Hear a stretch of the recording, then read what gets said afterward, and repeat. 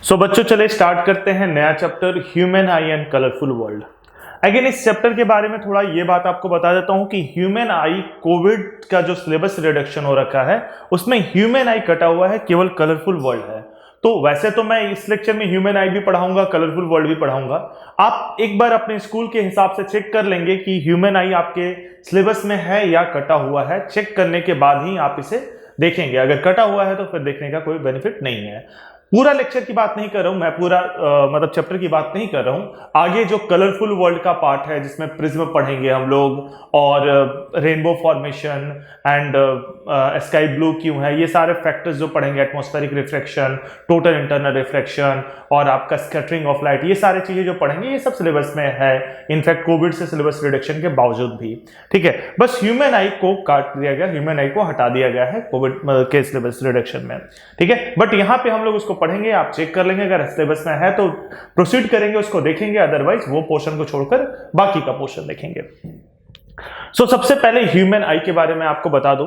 देखिए, ह्यूमन आई को समझने के लिए हम 3 लेयर में समझेंगे। मतलब हमारा आई वैसे भी 3 लेयर में समझना ज्यादा सही रहेगा। सबसे पहले आपने एक बात ऑब्जर्व किया होगा, एक जनरल बात करते हैं फिर आते हैं चैप्टर पे।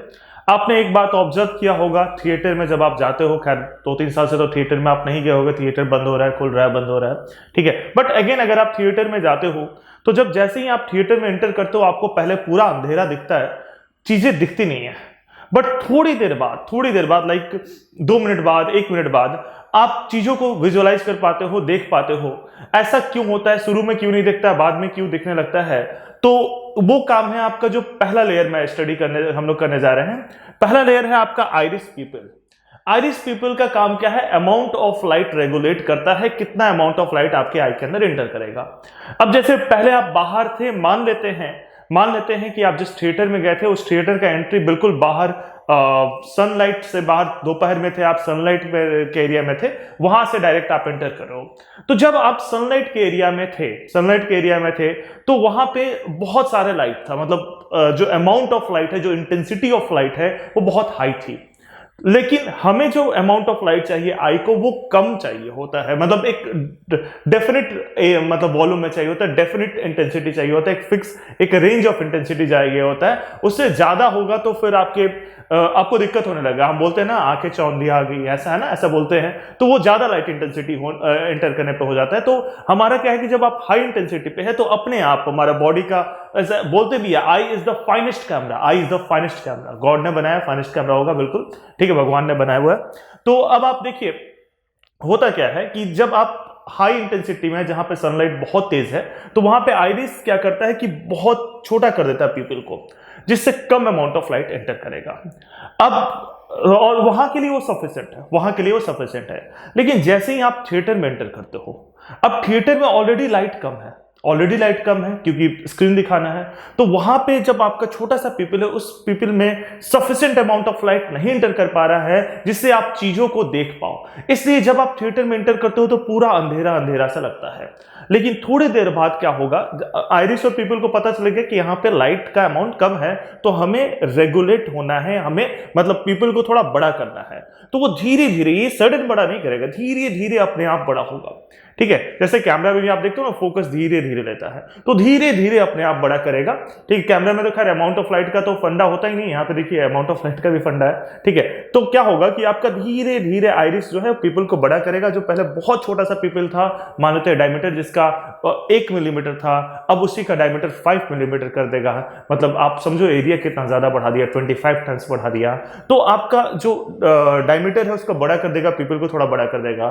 तो अगर एरिया 25 टाइम्स बढ़ गया तो अब पहले जितनी लाइट आती थी उसका 25 टाइम्स ज्यादा लाइट आएगा।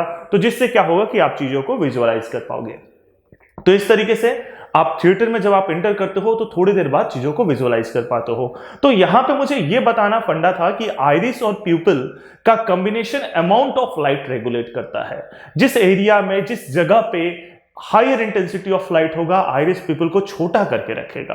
और जैसे ही लाइट का इंटेंसिटी बढ़ गया, आइरिस क्या करेगा, पीपल का साइज को एक्सपेंड कर देगा, ठीक है। लाइट का इंटेंसिटी घट जाएगा तो आइरिस पीपल के साइज को मैग्नीफाई कर देगा ताकि ज्यादा से ज्यादा लाइट इंटर करे। सो iris pupil combination adjust the amount of light entering in the eye। लिखेंगे इसको, सब कुछ लिखेंगे, पहले आप सुनते जाइए मुझे।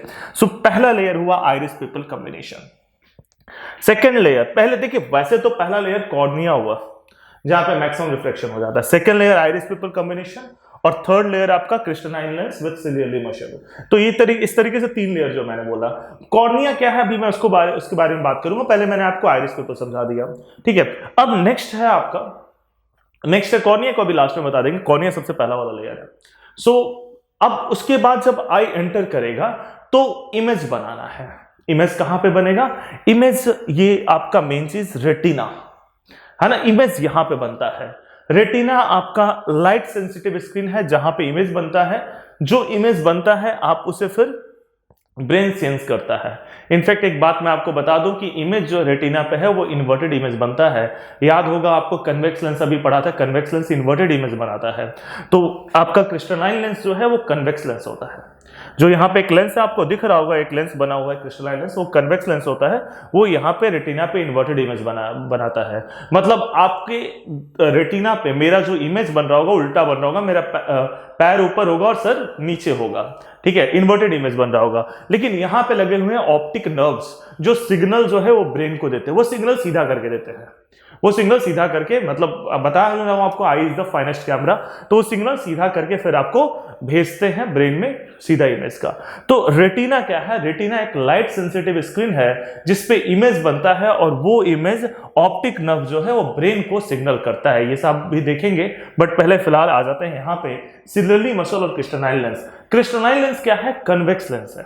अब ये एक फ्लेक्सिबल कन्वेक्स लेंस है, ठीक है, जिसका फोकल लेंथ आगे पीछे चेंज होते रहता है, ठीक है। फोकल लेंथ हम इस तरीके से कौन चेंज करता है? Ciliary muscle.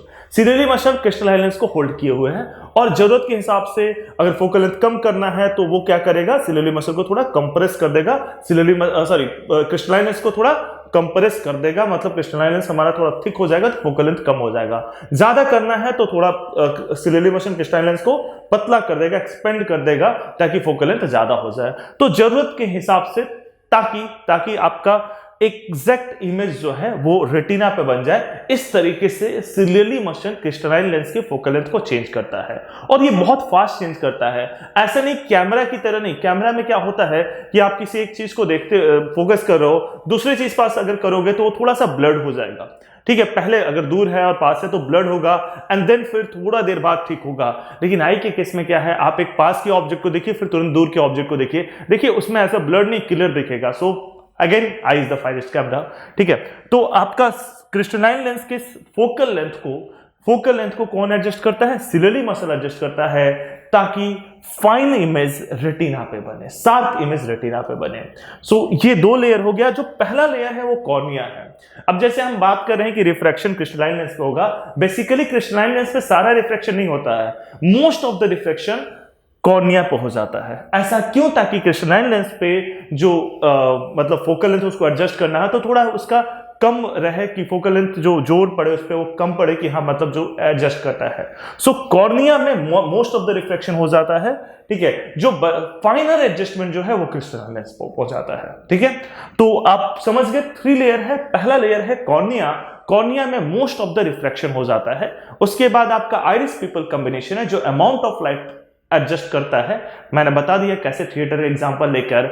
एंड देन आपका है ciliary muscle with crystalline lens जो फाइन एडजस्टमेंट करता है, फोकल लेंथ को एडजस्ट करता है सिलियरली मसल क्रिस्टलाइन लेंस का, और जो फाइन एडजस्टमेंट कर इमेज को रेटिना पे बनाता है। रेटिना क्या है? रेटिना एक लाइट सेंसिटिव स्क्रीन है जिसपे इमेज बनता है, तो ऑप्टिक नर्व जो है वो सिग्नल ब्रेन को देता है। रेटिना पे रॉड्स एंड कोन्स भी होते हैं, ठीक है। जिस पॉइंट पे सारे ऑप्टिक नर्व मिलते हैं, ऑप्टिक नर्व आके पूरे रेटिना पे फैले हुए हैं, लेकिन एक पॉइंट होगा जहां से वो इंटर करते हैं या जहां से सारे ऑप्टिक नर्व मिलते हैं, उस पॉइंट पे अगर कोई इमेज बनता है तो उस इमेज को आप नहीं देख पाओगे। That point is known as blind spot. That point is known as blind spot. वहां का इमेज आप नहीं देख पाओगे। तो सबसे पहला काम आपको क्या करना है? आई हेडिंग देना है। आप नोट्स आई होप प्रॉपर बना रहोगे। नोट्स बहुत इंपॉर्टेंट है, रिवीजन का वही काम करेगा लास्ट में। आप बैठ के पूरा लेक्चर नहीं देख सकते हो क्योंकि आई मैं आपको 10 मिनट से समझा रहा हूँ, जब नोट्स में देखोगे तो बस एक डायग्राम बस याद आ गया विद इन 30 सेकंड्स, तो ये आपका कम टाइम लेगा। तो नोट्स आपका प्रॉपर होना चाहिए, आप रुक कर पहले इस डायग्राम को प्रॉपर बना लीजिए। सो आई होप आप डायग्राम बना लिए होंगे।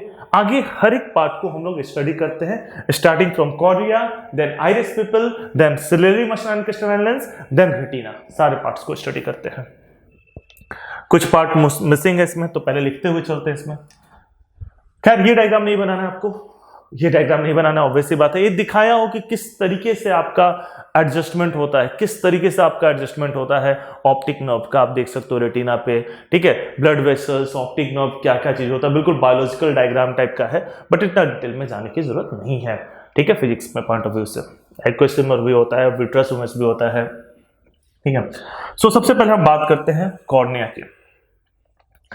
कॉर्निया पहला लिखेगा आप कॉर्निया, हम लेयर बाय लेयर चलेंगे। Cornea, iris pupil, crystal muscle, crystal lens. तो first is cornea.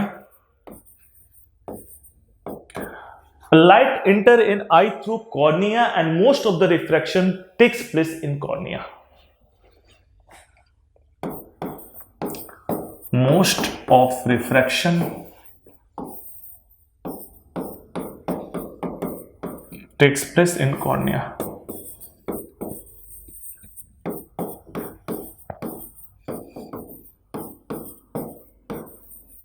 Cornea. Most of the refraction takes place in cornea.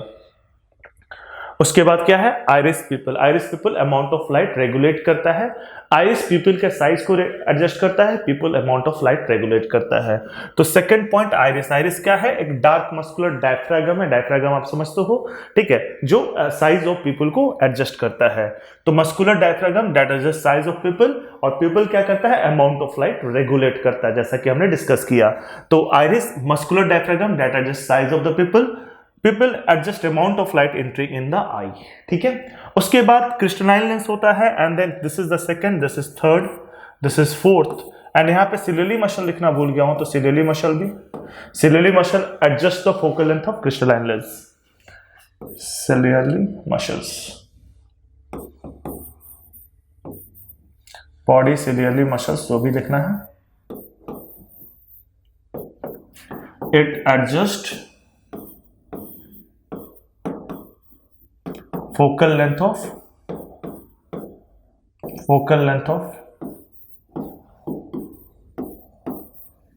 crystalline lens.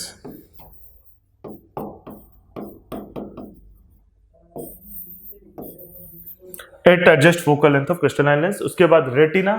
Retina जिसपे आपका इमेज बनता है, ठीक है, लाइट सेंसिटिव स्क्रीन जिसपे आपका इमेज बनता है। Retina is screen with optic nerve that send signal to the brain. Light sensitive screen जहां पे आपका इमेज बनता है और ऑप्टिक नर्व ब्रेन को सिग्नल भेजता है।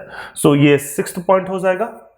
पावर ऑफ अकोमोडेशन तो वैसे हम डिटेल में पढ़ेंगे, लेकिन आप लिखना चाहें तो लिख सकते हैं, ठीक है। जैसा कि हमने देखा कि सिलियरी मसल क्रिस्टलाइन लेंस का फोकल लेंथ एडजस्ट करता है ताकि फाइन इमेज रेटिना पे बने। इस प्रोसेस को हम लोग क्या बोलते हैं, power of accommodation. So how will you define power of accommodation?